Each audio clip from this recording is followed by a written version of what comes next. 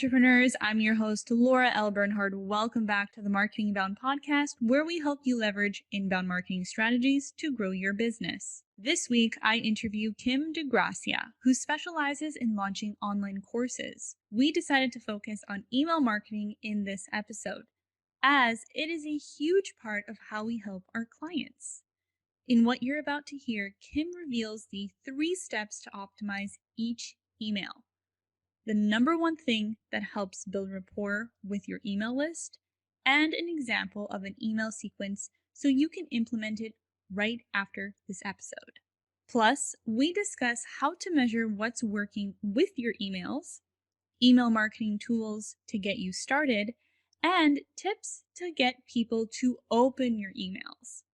This short episode is super packed with value, so make sure to listen to the very end. And be sure to sign up to the newsletter.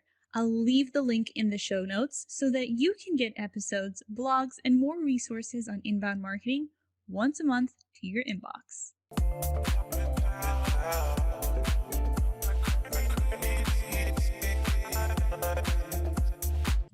Hi, Kim. Thank you so much for being on the Marketing Bound podcast. Welcome. Thanks so much, Laura.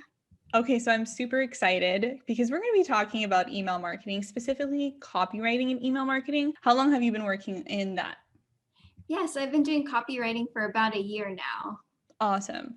So I also do email marketing on a daily basis, but I don't focus on the copywriting aspect. So I've tried like a lot of subject lines, the copy, the call to actions, but I'm wondering from your professional opinion, what do you think people just get wrong about copywriting? Oh, yeah. That's a really good question. So people sometimes forget to distinguish content writing from copywriting. So imagine that we're sitting in a coffee shop, right? And we turn to our right and then we see this couple and we can tell that they're really deep in conversation. And then we overhear them and they're DTRing, they're defining their relationship. So they came to this coffee shop with one specific purpose, to define their relationship. And that's like copywriting. Copywriting is writing and your purpose is to get somebody to take an action. And that action could be making a sale, most likely. Mm-hmm.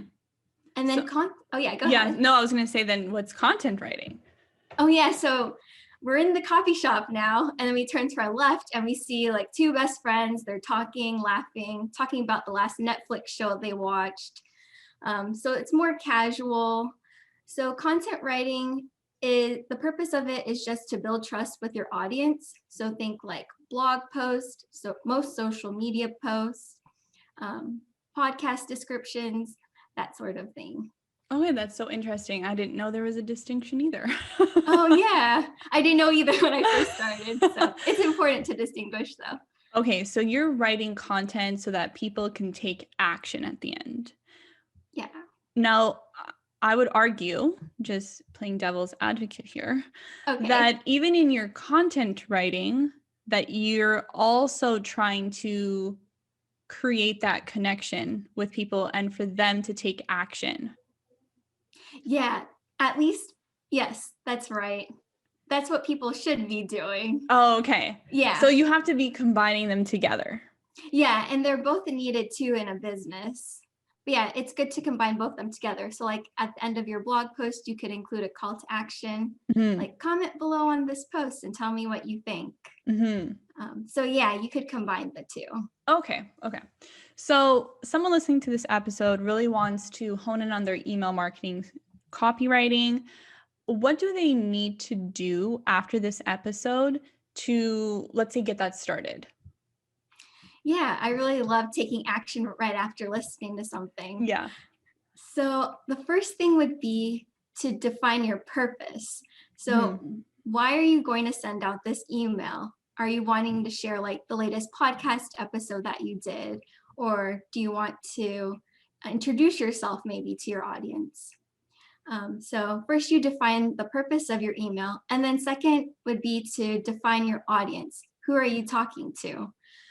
So the thing I like about email lists is you can kind of segment them. So maybe somebody would opt into your list and they're wanting to learn like how to start a podcast. And then other people would probably be a little bit more advanced. You could segment that list and you could email them another sequence of emails. So yeah, you really want to define your target audience would be the second thing. I also think that's super important because when you have, let's say, a list of, I don't know, 300 people and you're not sure what they need help with, then your list is a mess. It's almost useless because you don't know how to help those people and they're either going to ignore your email or just unsubscribe. Yeah, definitely. So I actually think that email marketing starts from even when people are signing up so that they can identify what problem they have so that you know what copy to provide in the email. Yeah, definitely. I think I heard Rachel Hollis say this, but she actually like names her ideal avatar and then talks about like where this person goes shopping, what they like to do, what their hobbies are. So I think that's important for people to do too, to really define their audience so that they know what they need. Yeah, or else your emails are just going to fall flat. Yep. So what type of emails should everybody be considering in their email marketing strategy to make sure that they're converting their subscribers? Yeah, so one popular one that I like and that I've seen my clients use is just a welcome sequence. It's really simple. It's like the first type of email sequence you want to do. So this is probably like a sequence of 3 to 5 emails. And this is, these emails come out like right after somebody subscribes to your list. So that first email could be just about yourself, about your brand. And then you could also include a freebie too to give to the reader. So building that rapport right away is something that a lot of people overlook. Yeah, they do. Or another thing is sometimes maybe somebody could opt into your email newsletter. They get that freebie, but then you never hear back from that person again. So it's really important to keep that ongoing conversation with your subscribers. So after the welcome email, do you recommend having a weekly newsletter go out or monthly or bi-monthly, or is it very much whatever people can manage to do? Yeah, so I guess that depends. I know like for my clients, for example, I normally write like one email newsletter would go out per month. But even one a week would be good. You also don't want to send out too many emails to people because they're going to feel like they're being spammed. Oh, yeah, okay, that makes sense. Because right now I'm doing one a month for like my personal podcast list. Oh, yeah. Because I can't do one a week. It's just too much. I know, yeah. Like that's way too much. I can technically send them every single episode that goes out, but if for the time that it takes, I'm just like, oh, I'd rather just put everything into one email at the end of the month and then send that out and then build my list just on that one email. And it's not too spammy. So I'm testing it out. I'll see how it goes. I'll let you know. Oh, yeah, let me know. And that's good. You're being consistent too. Yeah. So that they're going to expect that one email a month. Yeah, exactly. So I don't want to bombard them, but I also don't want them to forget me. Yeah, definitely. So let's get into what the emails should say. So you mentioned the welcome sequence. Are there any other sequences that we should know about? And then, okay, then we'll start with that. Oh, yeah. So other sequences. Yeah.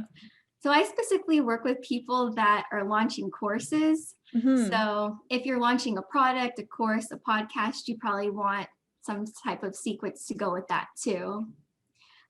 Other people utilize holidays a lot. So maybe you'll have an email sequence about the new year.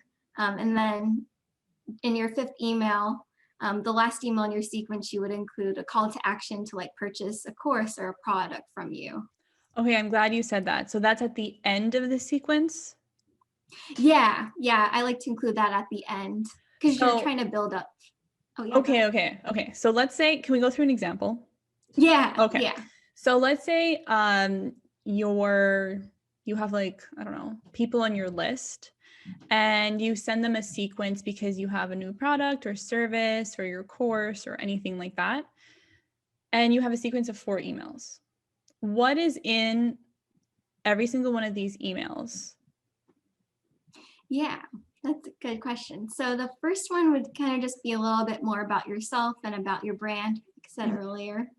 The second one, you probably could include like a video, maybe introducing, kind of getting them to warm up. So giving them some type of, like for courses, I'd include like an invitation to a webinar or something like that. Or Okay, so giving kind them a of like breaking freebie. the ice. Yeah, Okay. Okay, that's the giving second them, one. yeah, some sort of value. Mm-hmm. The third one, I like to include testimonials. Yeah, about your services and your previous products. And then the fourth one would be, yeah, that link to your landing page, yeah, the sale, You the make it sales sound page. so simple. Just like, Oh, yeah, just 4 emails, obviously. oh, for some people, especially course launching, there's a lot more emails that go into it. I've seen some people send like 27 emails. So, Is that effective though? it has been for some people. Yeah, the clients I work with, I haven't had to write that many emails yet. So, Oh my goodness, because I've done email marketing for years, and I think the best way to go about it is testing things, obviously. But especially with the sequences that you have in place, like testing the subject lines and testing the content. And the way that you can measure that is if people are opening your email, that means your subject line is working. And then if people are taking action within your email, that means your copy is working. So it's just like measuring every part of the funnel and adjusting accordingly, of course. yeah, it's all an experiment. So. Yeah, exactly. So, okay, at the end of the sequence, you do the call to action. Then is there any follow-up after? Yeah, so maybe somebody did purchase your product or take that action, and that's great. You're going to continue to communicate with them. Mm-hmm. But maybe somebody doesn't take that call to action at the end. Something that I've done is include like another email that goes out and just ask them like, oh, why didn't you take that call to action? Why didn't you purchase this product? And really get feedback from them. I think that could really help you with your future emails and your future product launches, course launches. So after that, do you stop communication with them usually? Oh no, then they should just continue getting like, The maybe you're the sending out, weekly yeah, the or weekly stuff. monthly or something like that? Okay. So you're Or you're monthly. continuing to nurture them, but your follow-up email differs depending on what action they take. Yeah, yep. So what programs do you use for your email like nurturing sequences? Oh yeah. So my clients use, a lot of them use ConvertKit. Mm-hmm. Um, Others have used Infusionsoft. So those I think are like the Oh, okay. That makes two main sense. ones I've I seen. use Autopilot. Do you know Autopilot? Oh, I've heard about Autopilot. Yeah. Do I you love like it? Autopilot because Autopilot makes it super easy that if someone takes action, and that can be like opening, unsubscribing, clicking, can be anything in the email, and then based on that action, send them a specific email. And they make it so Oh, easy to do that, like exactly what you just explained. yeah. Um, yeah, so I really like it. I've been using it for years though. Oh, Like, okay. Yeah, I yeah, need like to check 3 that out. years. That's good that Yeah, it's easy. it's super easy, but it's just a little expensive for entrepreneurs. It's like $50 a month. But if you're really dedicated to your newsletter list, it's super easy to segment, super easy to create lists, and it's $50. So like it's okay. Okay, But yeah. yeah, but I really like that one. There's another one called Flowdesk. Have you ever heard of that I've one? heard of Flowdesk too. Yeah. I Have you haven't used it? no, have you? No, just heard people like said good things about it. Yeah, I've heard that one was a pretty good one too. But that one, I don't know. I just know it's less expensive, so it's probably ideal for entrepreneurs to try out. Okay. But I've never tried it myself, so I can't say anything to that. Okay. Okay, so in terms of the actual email, and let's get really specific about like the subject lines. how are you making sure that people open your emails? Yeah, so I guess, like you said earlier, it's all kind of an experiment, Mm-hmm. but I have found some effective headlines to use or what to put in a headline. Mm-hmm. Um, Personalizing it, so putting that first name. Oh, yes. Yeah, has that helped for you? Mm-hmm. Every time you put the first name, you say like, Kim, this is your ebook. It always catches your attention because it's not every day you see your name in an email subject line. Yeah, So that's yeah. always a good touch. Is there anything else that people should be trying? Yeah, so one thing that I learned from this email copywriter, Tarzan K, is she actually puts in brackets, like, I made a video for you. And she said, like, that email sequence or that email really gets a lot of open rates. So, Really? yeah, like, Uh, made a video for you. Because it seems very personalized. Yeah, like most people, I guess when they write an email, it's just text. People aren't really Mm-hmm. expecting that video, but including like a 30-second to 1 minute video, I Mm-hmm. think gives that personal touch. Oh my gosh. Someone told me the other day about this email marketing platform. I think it's called Boom Boom. Am I saying? Yeah, that's the one she uses. Oh my God, yeah, where you can send videos in your emails. So if Yeah. anyone who really wants to personalize your emails and send videos, and if you're comfortable with that, check Boom Boom. I'll link it in all the show notes. So everybody who's listening can go check it out. But I haven't tried that one either. But that one seems very intense with the videos because you can literally personalize each one. Yeah, to each person. Yeah. That is a lot of work to That's a do. lot. But the option is out there for anyone who wants to try it. If you have like a smaller audience, I don't know. It's possible. I'm not sure. Okay, so Mhm. we spoke about subject lines, and now I feel like people overlook this, but like there's the to, and it says the subject line, and it also says who it's from. Mhm. So, do you always mess around with like who it's from and test those as well, or do you just write like the brand name or your customer's name? Oh, yeah, normally I just include the brand name or customer name. Okay. Yeah, have you tried testing it out? Yeah, I tried testing like my name at the company, like Uh-huh. Laura at Marketing Bound. Okay. Um, what else have I tried? Or Laura from Marketing Bound or something like that. Um, but yeah, that adds an extra layer of complexity Yeah. that people aren't willing to test. But sometimes, like, I remember reading an article where they did a test where they just changed the from, Mhm. and they noticed that when they put the at sign, like this sign, like not at at, it Uh-huh. actually increased open rates. Oh. It also depends on the client, right? Like I've had some where if I put something in brackets, I don't know why these like the square brackets for anybody who's listening to this, I'm making the gesture with my hands, but for people just listening, they can't see it, right? Oh, Um, yeah. so if it says like free resource, and no, don't put free in your subject line. But if you put like resource or if you put ebook in the brackets, for some reason, I think that captures people's attention as well. Oh, yeah. So you can test those out too. Um, it depends what they're signing up for, obviously. Like if it's an ebook, then try ebook and then like the title of the ebook. Oh, I've yeah. seen I've seen that I've work. seen that too. Yeah, now Yeah. that you're saying that.